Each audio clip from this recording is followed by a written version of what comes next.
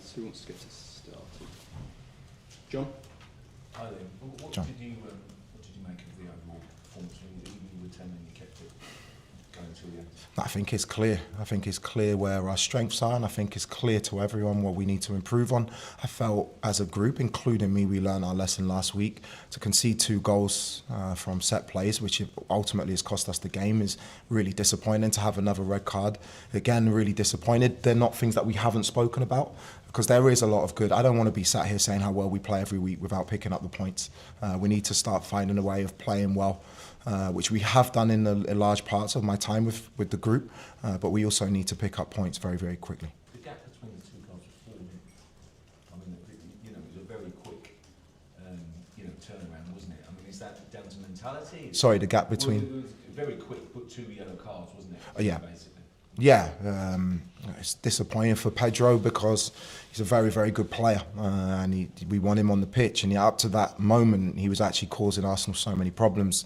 The frustrating thing for us, not just today, but we're going to miss him against Aston Villa. But it's not just Pedro. I think as a group, me as the leader as well, we have to take more accountability for some of the decision making we're having in terms of our discipline and in terms of the moments of the goals we're, not just today, the goals we're conceding, some of them are just, they're not acceptable at this level. Peter? Hi, just on the conceding goals from corners. Last time you were here, we saw, I think they had 2 corners and both times you pushed 3 players up. Why didn't you do that today? One, they would have prepared for that themselves. They're very, very good at that. 2, when I actually analysed those corners back, they were very, very close to scoring. It's not always the outcome. Sometimes there are certain things that happen.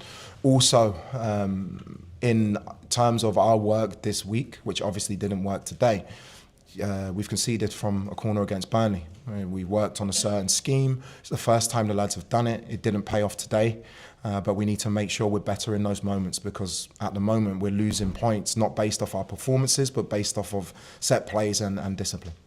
Matt?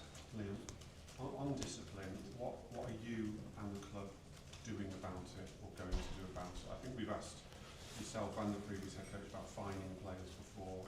Yeah, fines are, you can fine players. It's not about the punishment, it's about finding the reason why. I don't think Pedro Neto today or West Fofana last week would have in that moment been thinking about, if I get a red card I'm going to get fined. It's a focus and a concentration thing that we need to get right.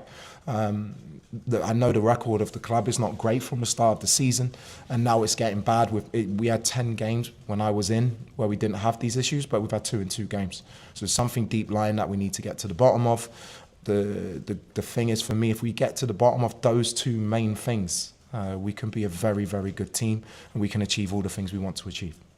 It's not just red cards though, is it? I mean, there were some very silly yellow cards. I mean, Enzo gets booked for chucking the ball down. That's his 7th Premier League booking of the season. He could still get booked for 2 games if he gets 3 more bookings.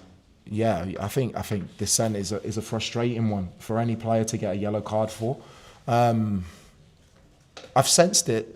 You're right in terms of what you're saying about a disciplinary record. Some of the decision making today, on corners, on certain fouls. I think João Pedro was fouled probably 5 times in a row in the first 10 minutes, didn't get a thing. And frustration builds up.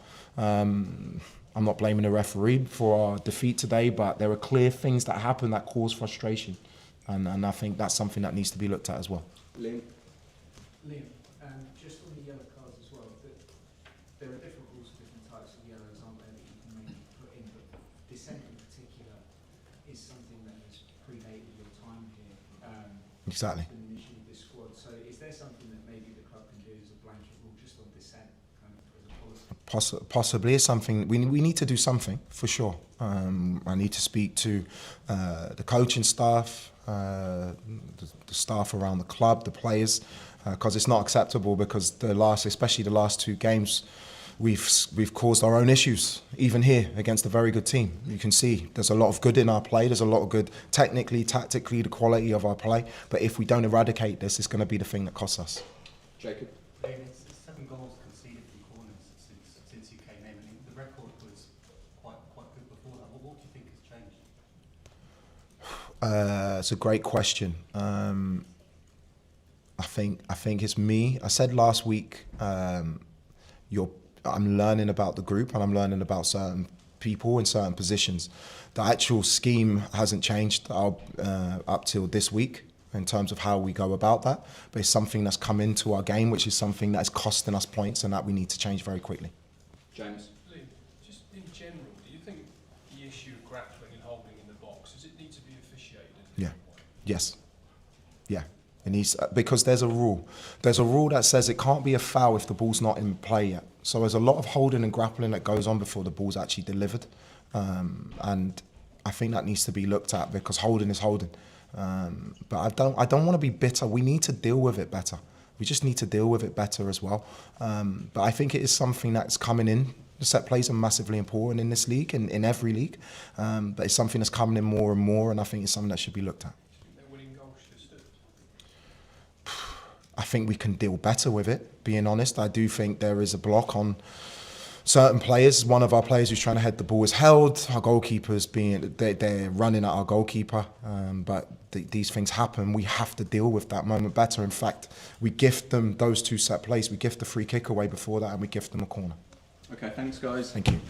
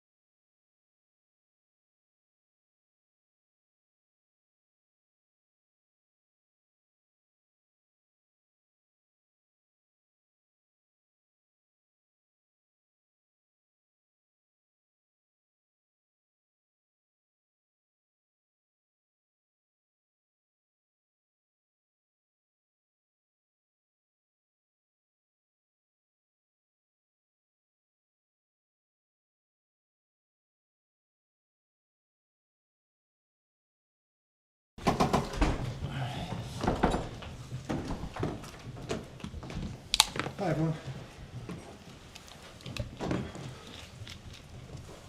Raise your hand and we'll come to you with a question. Everyone's ready. We kick off the Jonathan Mirror. Hello. A war of attrition today. One of those games that you absolutely have to win if you want to win the title. A proper London derby was, and we expected that because of the quality of the opposition, because the individual quality that they have, and because we played them 4 times already, so we know how good and difficult they are to play against. After we started the game so well, the first half it was very, very dominant. I think the margin, the scoreline should have been bigger, but we were 1-1. Game on. I reminded them that we were in the exactly same position against the Spurs 7 days ago. in that dressing room. He said, and look what happened in the second half, so we win the game. And we certainly done that. We took the moment to score the second goal, and after the red card, we all expected a very different outcome in the last few minutes, but we didn't manage to control and dominate that scenario as good as we wanted. And on top of that, Chelsea did some very, very good things in that period, and we need David to win us again. Alex, BBC. Hi, Michael. A lot obviously going to be made of how good Arsenal are from corners. They got you over the line again today. Have you had to go to another level with them this season because of how much sides are focusing on that aspect of the game? Yeah, but every team, to be fair, look where they are in terms of the amount of goals that they score, and they have more in this aspect. So we haven't scored set pieces for a few weeks now, but we scored so many in open play. Today was an option to score from this kind of situation. We've done it so well, and we conceded as well. Amy, Athletic. Hi, Mikel. Hi. I'd like to ask you about someone who doesn't always get the headlines, and that's David Raya. Okay. Today, it felt like, as usual, he really made some unbelievable saves. How vital is his personality, his presence, what he brings in that department? Well, David is one of our leaders without a doubt, and he's a keeper that knows how to maintain his focus and decide a football match when you need him, because sometimes he doesn't participate at all, and then in one action you have to be there, and that's very, very difficult to do. And the save that he made in the last action is a cross, it's not a shot, but he ended up being an unbelievable shot, and I got the right angle, and was just, my heart almost stopped, but David's hands was there to get it back to life. How was he afterwards? He looked like he might have got an injury at some point, and also he was quite animated at the end, talking to Iñaki. Is he okay in every way? I don't know what happened in that action. He had some niggles this week, so I don't know if he's related to that. But yeah, overall very happy. Tom, from London. Hi, Miguel. Hi. We talked last week ahead of the Tottenham game about how you control the end of games following the Wolves draw, and you talked about keeping the tempo, keeping calm. After the 85th minute, your team completed just 7 passes in that 11 minutes that was left. How big is the challenge in trying to keep the players calm and do their roles in those moments of high pressure? Well, that's what we have to do. To train game context and scenarios is becoming really difficult because we don't have time to train. And to replicate those moments is almost impossible because the emotional part is not there, and the quality of the opponent, you cannot do it, basically. But it's certainly something that we'll discuss tomorrow because we have to improve it and do better. But at the same time, you have to give credit to Chelsea for the manner that they've done it, the way they use the keeper as an extra player, the courage that they showed, how they get out from tight situation is unbelievable. Any player, Lavia, Caicedo, Cole, there's not many players that they can do that and cause you the problem and turn you around. Matt, Telegraph. Hi, Mikel. I'm sorry, it might be the lighting, but it looks like you've got a black eye. Black eye? Yeah, the left eye. You okay? I'm very good, thank you. No over celebrating, have we got back to That's your fault. Okay. That's literally, I just wanted to check. Thank you so much. I'm going to give you a hug now. Thank you for checking on me. Very good. We'll go to Phil from PA. Okay, earlier you said your heart almost stops with that in injury time, those moments. What's it like when you're watching that and you can't control it, and what goes through your mind? And are you expecting it basically to be like that now for the next couple of months if Arsenal are going to win this title? No, try to stay calm, but obviously we weren't getting the dominance and the sequences of play that we wanted and expected against the 10 men. So you have to navigate through that, and the manners and the margins are so small, so it's good.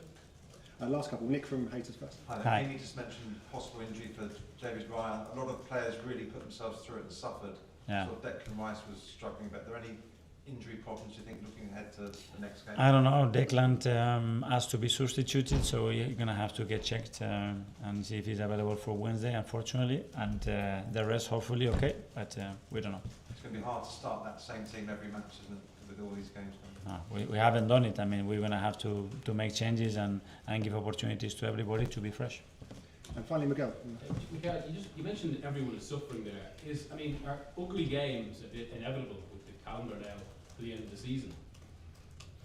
Yeah, well, it's not ugly. You have to play the game that is there for you to play, and against Chelsea, you know exactly the game that you're going to play, and for me, it's a beautiful game to play because they have so much quality, and you have to adapt so much to what they do, and they have to do the same against us. So the margins are very, very small, and the duels at the end decide these kind of games, and hopefully we can play many top games like this.